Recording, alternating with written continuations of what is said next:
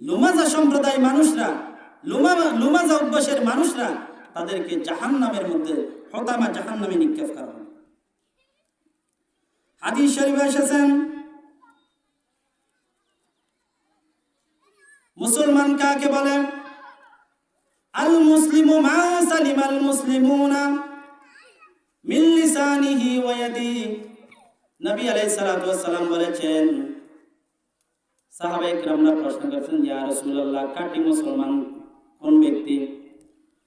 যার হাতের দ্বারা, যার মুখের দ্বারা, যার কথার দ্বারা, যার ব্যবহারের দ্বারা অন্য ভাই কষ্ট পাবে না, সেই হচ্ছে প্রকৃত মুমিন এবং মুসলমান। তাহলে যাদের মুখের ব্যবহার খারাপ, মানুষকে সম্মান দিতে পারে না, ইজ্জত দিতে পারে না, তারা হচ্ছে মুনাফিক। ওয়া ইযা খাযাবা